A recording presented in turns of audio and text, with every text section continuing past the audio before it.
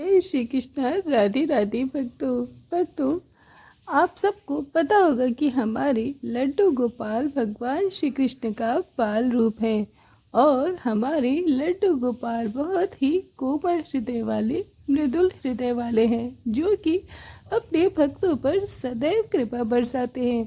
आज की जो सच्ची घटना मैं आपको सुनाने जा रही हूँ, इसको सुनने के बाद लड्डू गोपाल के लिए आपका कलेजा कांप उठेगा और आप ये सोचने पर विवश हो जाएंगी कि क्या कोई भक्त, कोई भी मनुष्य प्यारे लड्डू गोपाल को इतनी पीड़ा दे सकता है। तो ये सच्ची कहानी मेरे साथ शेयर की है आगरा की अनुपमा जी। अनुपमा जी लड्डू गोपाल के परम भक्त हैं और पिछले कई वर्षों से वो लड्डू गोपाल की सेवा कर रही हैं। उनके घर में कोई भी छोटा बालक नहीं है। उनके विवाह को 10 वर्ष हो चुके हैं और अभी तक उनकी कोई भी संतान नहीं है।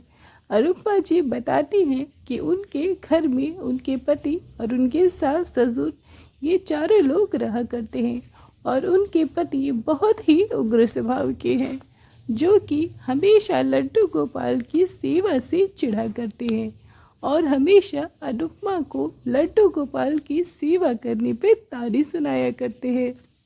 अनुपमा जी के पति मांस और मदिरा दोनों का सेवन बहुत ही अधिक किया करते हैं और अनुपमा जी जब से लड्डू गोपाल की सेवा अपने घर में लेकर आई, वे लहसुन और प्याज का सेवन करना छोड़ दी। उनका भोजन बहुत ही सादा और सात्विक हुआ करता है, जबकि उनके पति मांस और मच्छी ये सब कुछ खाया करते हैं। इसलिए अनुपमा जी को गोपाल सेवा में बहुत सारी कठिनाइयों का सामना करना पड़ता है। अनुपमा जी बताती हैं कि वे जब भी अपने खाने के लिए नॉनवेज घर पे लाते हैं तो वे अक्सर लड्डू गोपाल के रूप में ही जाकर अपने जूठे बर्तनों को रख दिया करते हैं। उनके ऐसा करने पर अनुपमा जी की भावनाओं को बहुत ठेस पहुंचता है और उन्हें बहुत आघात लगता है। वे बार बार अपने गोपाल जी से क्षमा मांगती हैं और उनसे प्रार्थना कर बोलती है कि हे प्रभु, शायद मैंने पिछले जन्मों में बहुत ही गंदे कर्म किए हैं, जिसकी वजह से आज मुझे ऐसे व्यक्ति का सानिध्य मिला और तेरी भक्ति में मुझे इतनी सारी अड़चनों का सामना करना पड़ रहा है। मेरे पति तो कभी भी सुधरने वाले नहीं हैं, लेकिन उनसे जो भी अपराध होते हैं उसके लिए मैं आपसे क्षमा मांगती हूँ। आप मुझे क्षमा कर दें। अनुपमा जी बताती हैं कि वे रोज़ अपने पति के लिए लहसुन और प्याज युक्त खाना मजबूरी में बनाया करती हैं। सबसे पहले वो अपने और गोपाल जी का भोग हटाकर उसके बाद वे अपने पति के लिए मांसाहारी लहसुन प्याज का खाना बनाती हैं और ऐसा करना उनकी मजबूरी है। अनुपमा जी बताती हैं कि अगर वे लहसुन और प्याज वाला खाना अपने पति के लिए नहीं बनाती हैं तो उनके पति उनसे कहते हैं कि मैं तेरे लड्डू गोपाल को घर से बाहर फेंक दूंगा और इस वर्ष मजबूरी में अनुपमा जी को लहसुन प्याज युक्त खाना अपने पति के लिए बनाना पड़ता है। अनुपमा जी बताती हैं कि उनकी बिल्कुल भी इच्छा नहीं होती है कि वो लहसुन वाला खाना बनाए, लेकिन एक बार उनके पति ने हद कर दी थी। उनके प्याज वाला खाना बनाने के लिए मना करने पर उनके पति ने लड्डू गोपाल के श्री विग्रह को अपने हाथ में उठाकर फेंकने के लिए घर से बाहर भी निकल गए थे। तभी अनुपमा जी दौड़ के जाती है और अपने पति का हाथ पकड़ लेती है, लेकिन अनुपमा जी बताती हैं कि इस बार तो मेरे पति ने हद ही कर दी थी।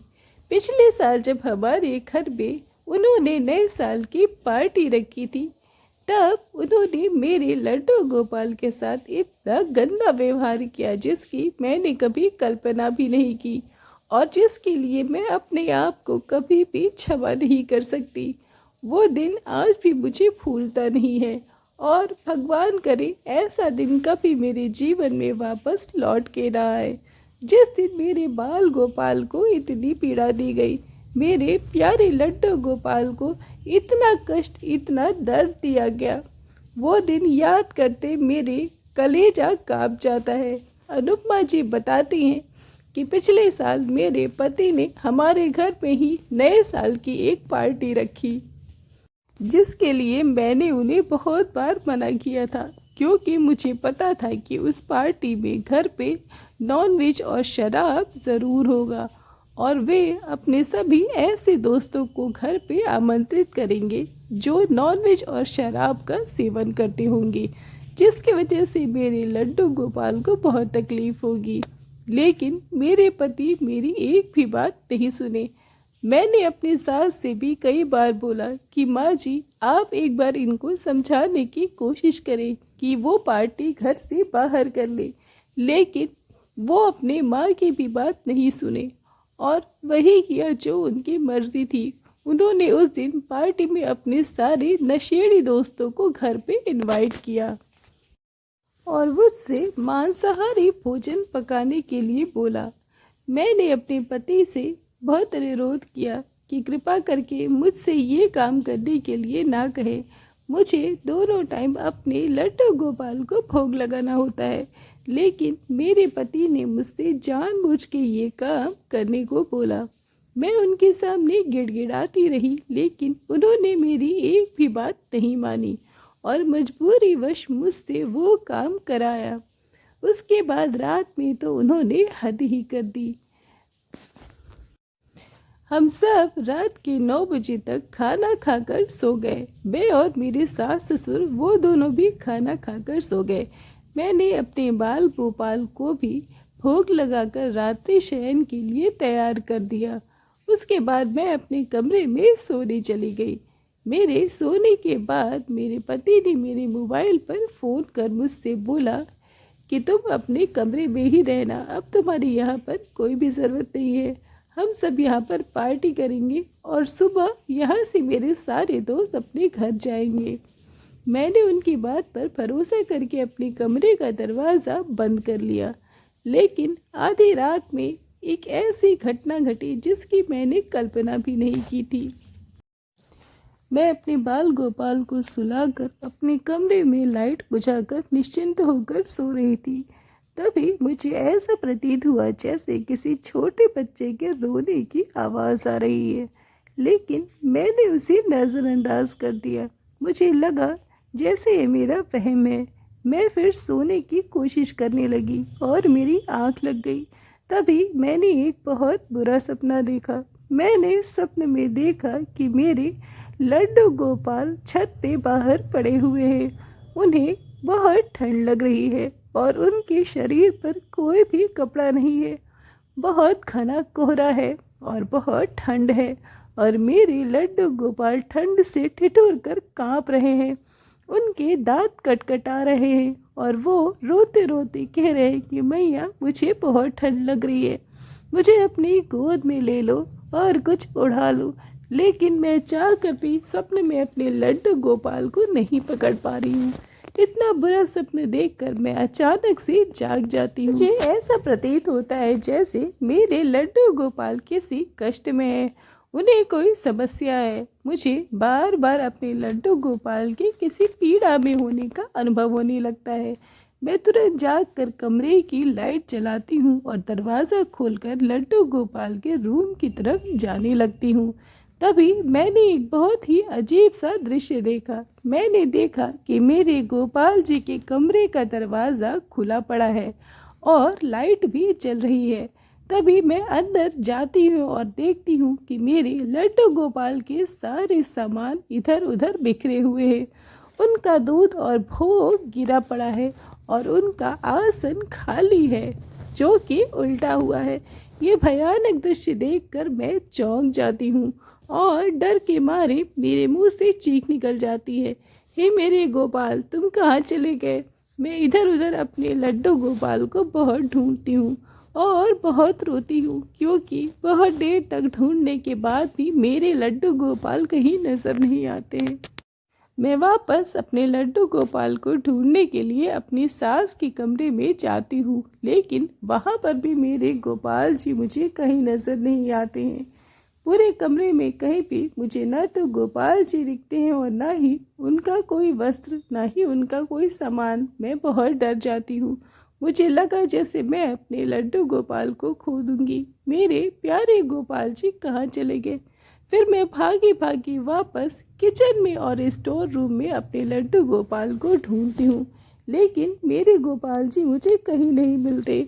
अचानक से मेरे दिमाग में आता है कि कहीं मेरे पति ने मेरे लड्डू गोपाल के साथ कोई बुरा व्यवहार तो नहीं किया, कहीं इन्होंने मेरे बाल गोपाल को फेंक तो नहीं दिया।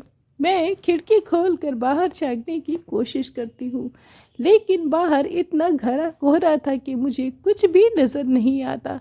सारा दृश्य धुंधला धुंधला था। मैं डर के मारे घर का मेन दरवाज़ा खोलने लगती हूँ और बाहर जाकर अपने लड्डू गोपाल को खोजती हूँ। बाहर जाते ही मैं चौंक जाती हूँ, क्योंकि चारों तरफ इतना ज़्यादा कोहरा था कि कुछ भी नज़र नहीं आ रहा था। तभी मेरे पैरों के नीचे मुझे कुछ गड़ने जैसा महसूस होता है और मैं देखती हूँ तो वो मेरे गोपाल जी के कानों के कुंडल रहते हैं। मेरा कलेजा मुंह को आ जाता है। मैं झुककर उन कुंडल को उठाती हूँ और रोने लगती हूँ। चारों तरफ फिर से अपने लड्डू गोपाल को ढूंढती रहती हूँ। फिर अचानक से मेरी नज़र पड़ती है कि बाहर बहुत ही कोहरे में भीगे हुए कोहरे में मेरे बाल गोपाल पड़े हैं और उनके शरीर पर एक भी वस्त्र नहीं है। वो पूरी तरह से नग्न अवस्था में है। मैं अपने बाल गोपाल को ऐसे देखकर बिल्कुल चौंक जाती हूँ। मेरा कलेजा कांप जाता है और मैं सोचने लगती हूँ कि इतनी बुरी हरकत आखिर कर कौन सकता है। मैं तुरंत अपने लड्डू गोपाल को अपनी गोद में उठाकर अपनी साड़ी के आंचल में छुपा लेती हूँ। अब मुझे कुछ कुछ समझ में आने लगा था कि ये गंदी हरकत आखिर किसकी हो सकती है। जब मैं अंदर कमरे में अपने पति को खोजने के लिए जाती हूँ तो मैं देखती हूँ कि वो शराब पीकर ज़मीन पर ही सोए हुए हैं और उनके हाथों में मेरे लड्डू गोपाल के वस्त्र है। मुझे समझ में आ गया कि इतनी नीच हरकत इनके सिवा और कोई भी नहीं कर सकता है। मुझे अपने पति पर बहुत क्रोध आता है और मैं सुबह सुबह ही अपना सारा सामान रख के अपने बाल गोपाल को लेकर अपने मायके अपनी माँ के पास चली जाती हूँ। अपने मायके आए हुए मुझे 1 हफ्ते बीत जाते हैं, लेकिन मेरे पति का मेरे पास एक भी बार कॉल नहीं आता है। मेरे पति ने मुझसे एक बार भी नहीं पूछा कि तुम कब आओगी या फिर तुम क्यों चली गई। मेरे पति को अपनी गलतियों का कोई भी एहसास नहीं होता है। उनके मन में पश्चाताप की कोई भी भावना नहीं होती है। ये सोचकर मैं अपने पति से और भी ज़्यादा क्रोधित हो जाती हूँ। मैंने फैसला कर लिया था कि अब मैं अपने पति के पास कभी भी नहीं जाऊंगी, लेकिन लड्डू गोपाल की कृपा से मेरे जीवन में एक ऐसी घटना घटी कि मेरा जीवन पूरी तरह से बदल गया। अपने माँ के घर जाने के 15 दिन के बाद मुझे पता चला कि मैं गर्भवती हूँ और ये खबर सुनकर मेरे पति की खुशी का ठिकाना ही ना हुआ। मेरे पति को ये खबर मेरे सास ने बता दी और मेरे पति ये सुनने के बाद मेरे मायके तुरंत मुझे लेने के लिए आ गए। उन्होंने मुझसे और लड्डू गोपाल से बहुत माफ़ी मांगी। उन्हें अपनी गलती का एहसास हो गया और उन्होंने मुझे आश्वासन दिया कि अब मैं ऐसी हरकत कभी भी नहीं करूँगा और उन्होंने मुझसे वादा किया कि अब मैं मांस और मदिरा का सेवन भी छोड़ दूँगा। अनुपमा, मुझे पता है कि हमारे जीवन में ये खुशी लड्डू गोपाल की वजह से आई। मुझे पता है कि अगर तुम बाल गोपाल की इतनी सेवा नहीं करती तो हम कभी भी माँ या बाप बनने का सौभाग्य नहीं मिलता। मुझे अपनी गलती को सुधारने का एक आखिरी मौका दो। मेरे पति ने मुझसे और लड्डू गोपाल से बहुत बार माफ़ी मांगी और मुझे लेकर अपने घर वापस आ गए। वापस आने के बाद कुछ दिनों के बाद मुझे प्यारा सा बेटा हुआ और मेरे पति का स्वभाव पूरी तरह से बदल गया। अब वो मांस और मदिरा का सेवन बिल्कुल नहीं करते और मेरे साथ लड्डू गोपाल की भक्ति करते हैं। अनुपमा जी कहती है कि लड्डू गोपाल की कृपा ऐसी होती है कि हर व्यक्ति को पापी से पुण्यात्मा बनाने की क्षमता रखता है। भगवान श्री कृष्ण कहते हैं कि कोई कितना भी पापी हो, लेकिन अगर वो मेरी शरण में आता है तो मेरी कृपा से वो पुण्यात्मा बन जाता है।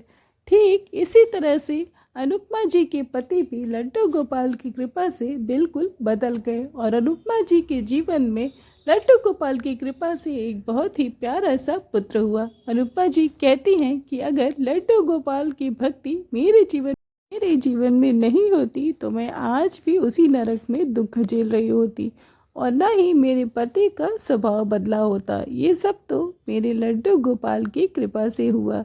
अगर लड्डू गोपाल मेरे जीवन में न आते तो ना ही इतने वर्षों बाद मैं माँ बनती और ना ही मेरे पति सुधर के अच्छे इंसान बनते। जय जय श्री राधे श्याम। तो दोस्तों, अगर अनुपमा जी की ये जीवन की सच्ची घटना आपको थोड़ी सी भी अच्छी लगी हो तो वीडियो को लाइक करके अपने दोस्तों के साथ ज़रूर शेयर करें और चैनल को ज़रूर सब्सक्राइब करें। राधे राधे।